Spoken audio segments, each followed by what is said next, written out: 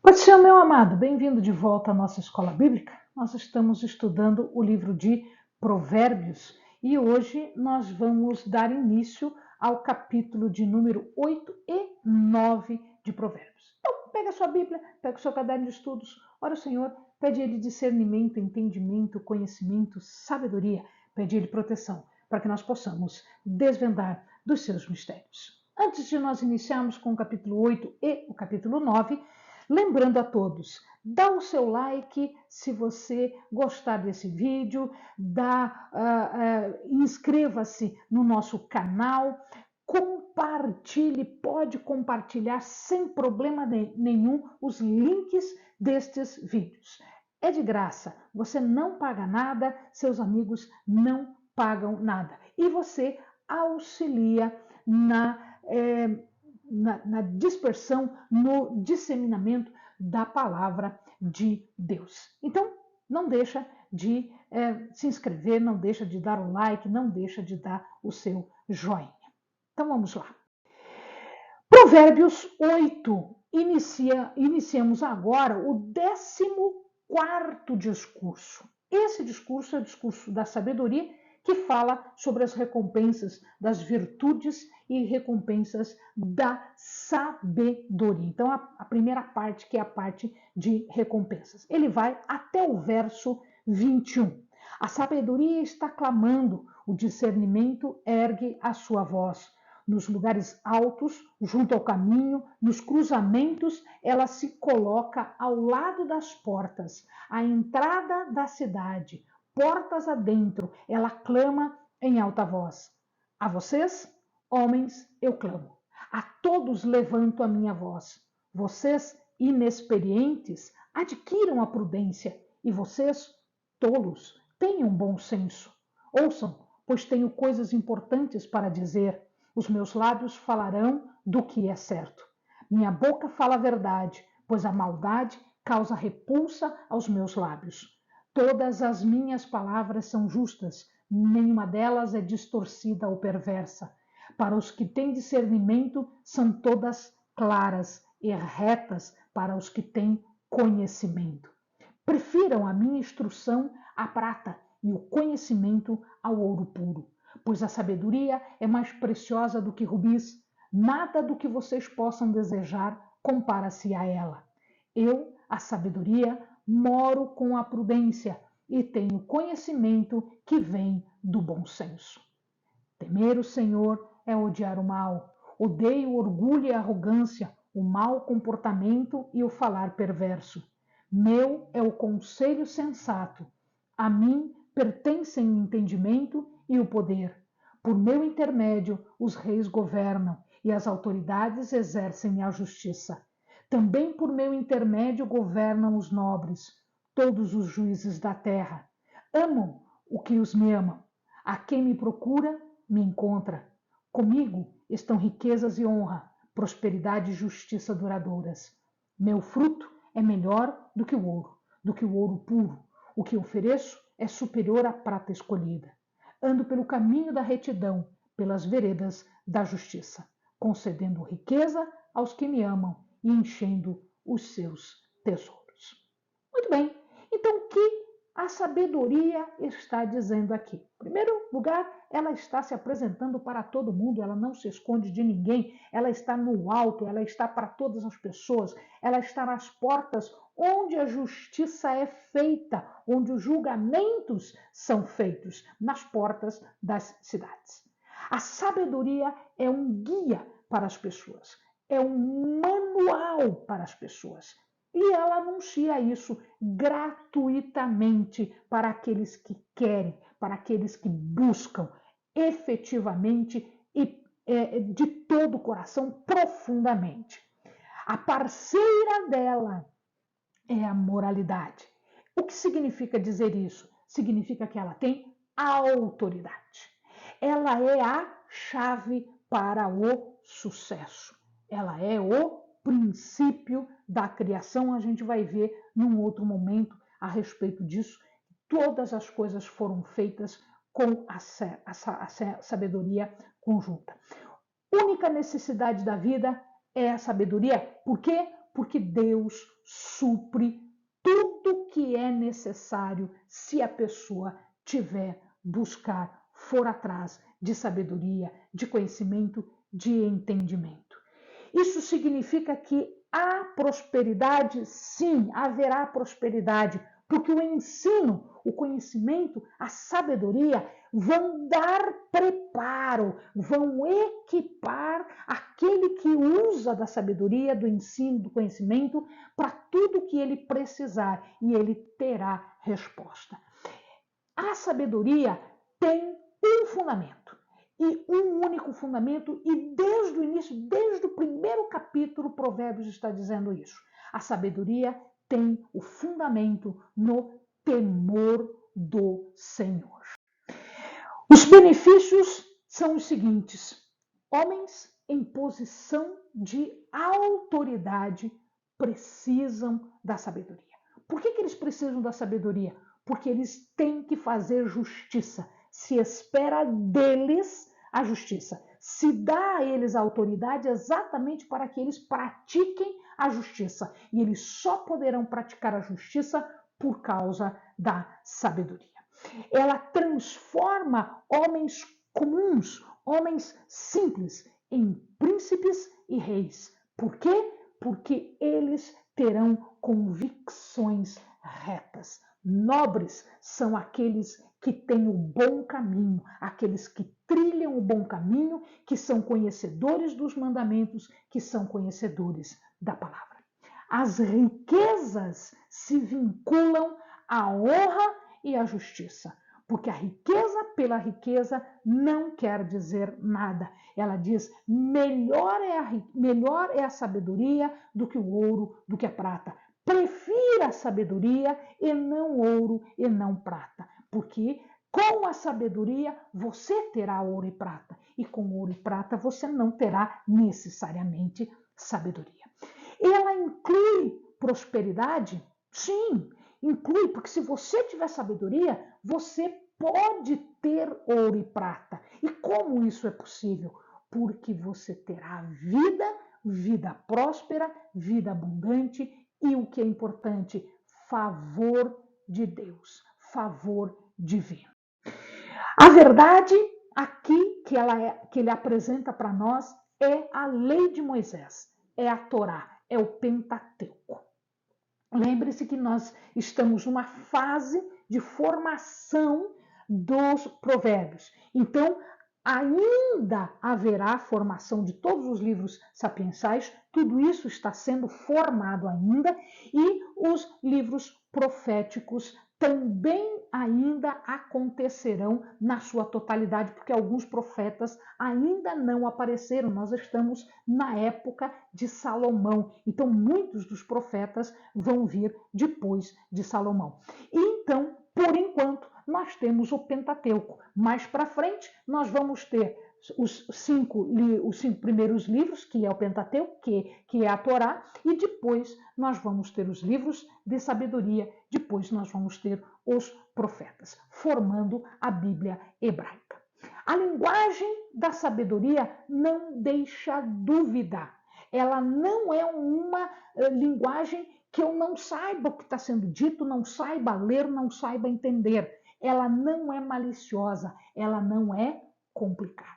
Ela vai ser útil, ela é boa, porque ela leva pelo caminho reto, pelo caminho correto. Ela não vai me conduzir a desvios.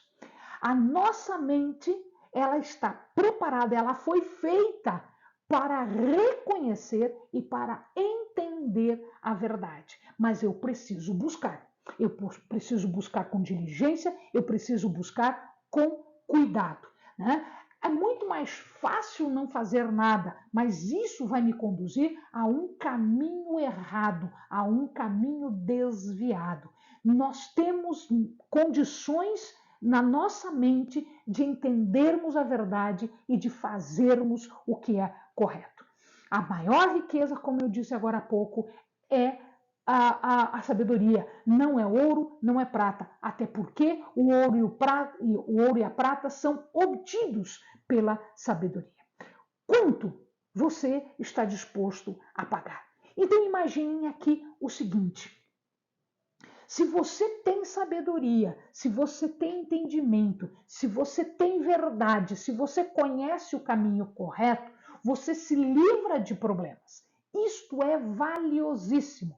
Por quê? Se você mete em complicações, você se mete em complicações, se você se mete em problemas, quanto você vai pagar depois para sair do problema? Quanto você vai pagar para a pessoa ofendida? Quanto você vai pagar para um advogado? Quanto você vai pagar diante de um juiz? Quanto você vai pagar para um médico?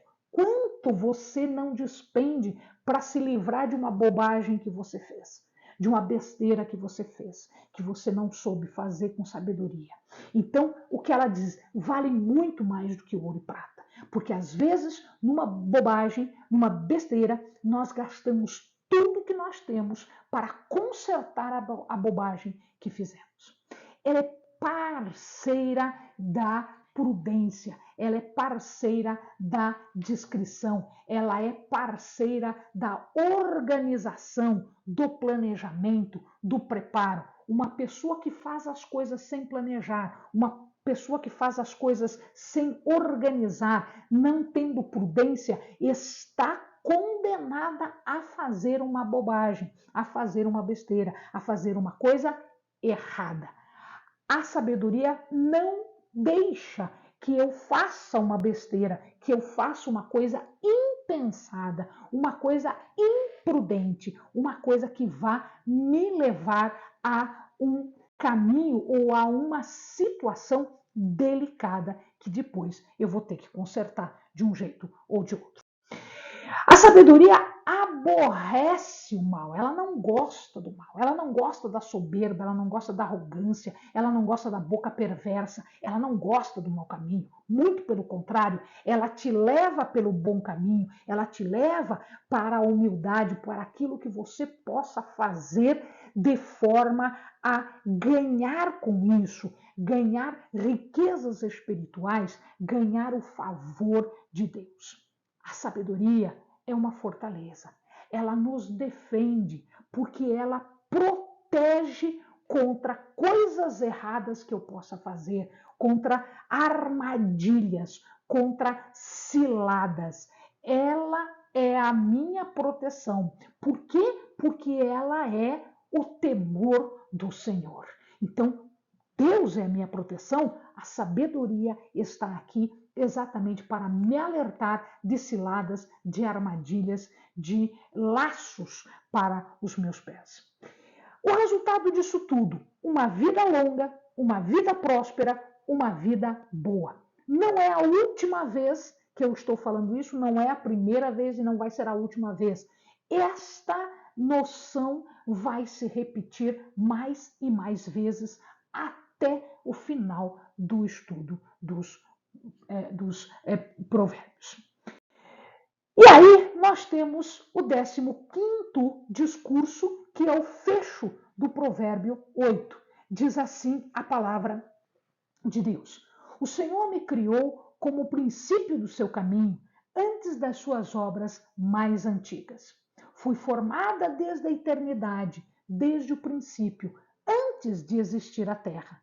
Nasci quando ainda não havia abismos, quando não existiam fontes de águas, antes de serem estabelecidos os montes e de existirem colinas, eu nasci. Ele ainda não havia feito a terra, nem os campos, nem o pó com o qual formou o mundo. Quando ele estabeleceu os céus, lá estava eu. Quando traçou o horizonte sobre a superfície do abismo, quando colocou as nuvens em cima e estabeleceu as fontes do abismo, quando determinou as fronteiras do mar para que as águas não violassem a sua ordem, quando marcou os limites dos alicerces da terra, eu estava ao seu lado e era o seu arquiteto. Dia a dia eu era o seu prazer e me alegrava continuamente com a sua presença.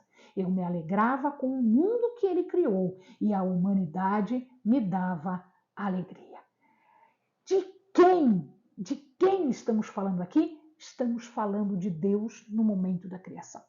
Para entendermos esta parte, para o vídeo um pouquinho, vai ler Gênesis, vai ler a criação, você vai entender o abismo, você vai entender as águas do firmamento, as águas das profundidades. Você vai entender como tudo isso foi feito. Foi feito porque a sabedoria estava lá.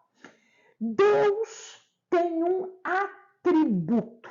O atributo de Deus durante a criação é sabedoria.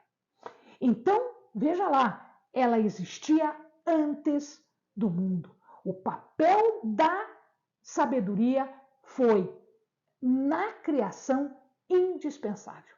Ele é mais antigo do que qualquer coisa que Deus tenha feito no universo. Ela é a alegria da criação, é a alegria da existência. Deus usa a sabedoria como um atributo seu, porque Deus é sábio. Quem mais é sábio? Ele, que foi quem criou a sabedoria.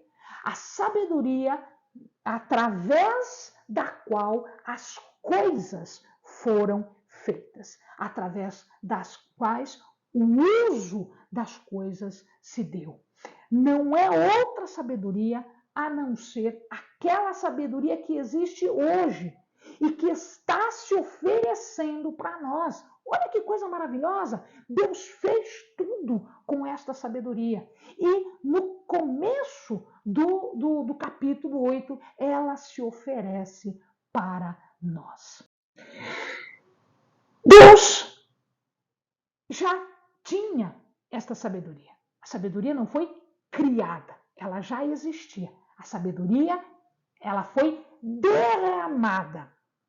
Então, ela existia de si, de Deus. Deus tinha isso, tá? E ele derramou desta sabedoria, da própria essência dele, porque a essência de Deus, uma das essências, né, uma das formações, um dos seus atributos é a sabedoria, ela estava no início proporcionando a criação. As mesmas leis da criação são as leis que existem hoje e que regem toda a vida dos homens. Na conclusão do capítulo 8, nós temos o seguinte: quem aceita a sabedoria é um afortunado. É alguém que tem vida próspera, vida boa, vida feliz, vida alegre. Quem não aceita, quem não anda no caminho correto da sabedoria, são os tolos, são os miseráveis, são aqueles que vão cair em todo tipo de armadilha, em todo tipo de laço, em todo tipo de cilada, porque eles não estão entendendo as coisas que estão ocultas para eles, exatamente porque eles não são sábios.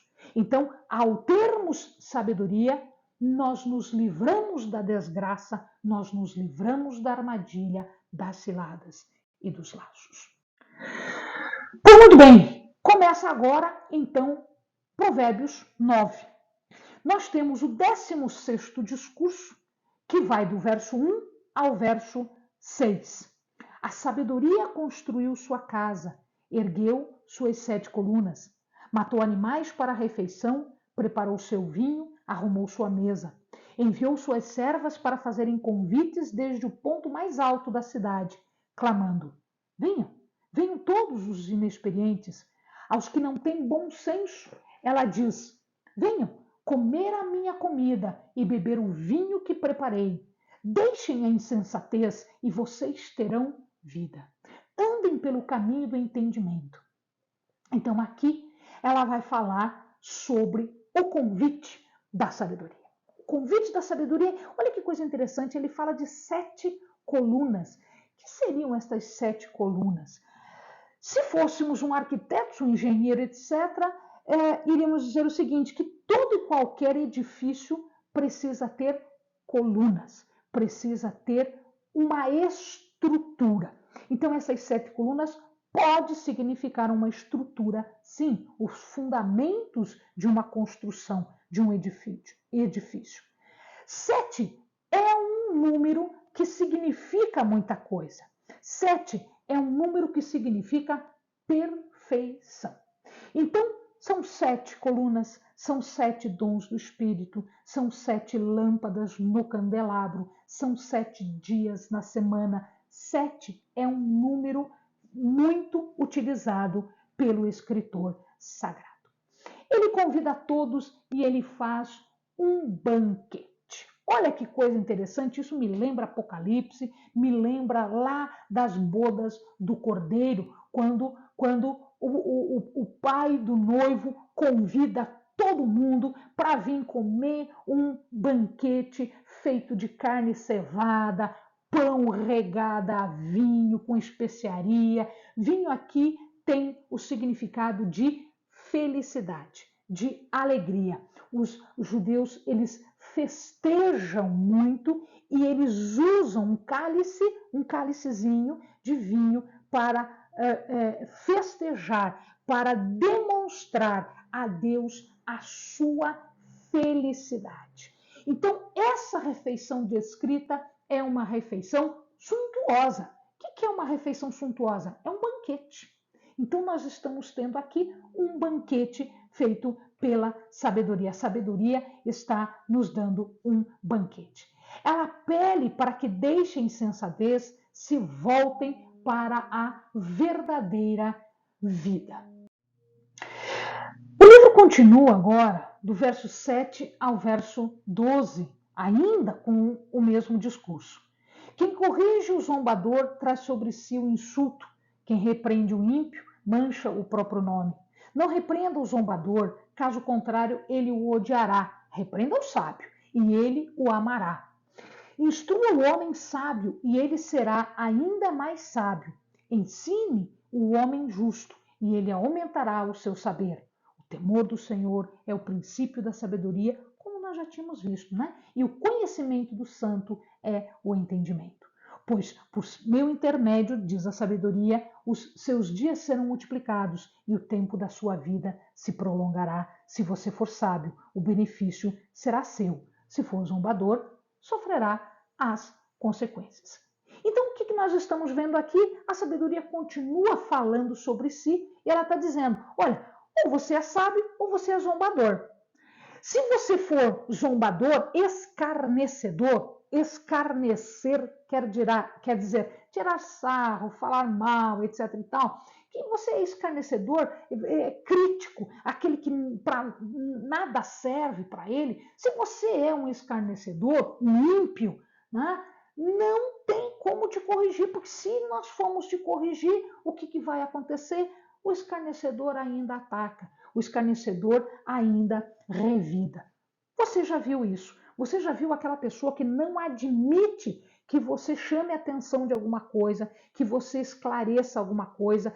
Ele sempre está certo. O escarnecedor sempre está certo. E se você fala alguma coisa, você vai ter problemas com eles. Ele é arrogante, porque ele não acredita em você, ele não aceita o que você está falando, né? Ele se acha o tal, ele acha que ele é autoconfiante, que não sente necessidade de absolutamente nada. Ele não sente necessidade de Deus. Mas, se você repreende um sábio, ele presta atenção no que você fala, ele considera aquilo que você fala, ele pondera aquilo, ele observa aquilo, se está certo ou não está, e ele acaba aprendendo. Ele é humilde no sentido de dizer assim, não, me ensine, eu quero aprender, eu quero cada vez saber mais. E se o temor do Senhor começa, né, é ali que começa a sabedoria, eu estou temendo o Senhor e eu quero receber sabedoria.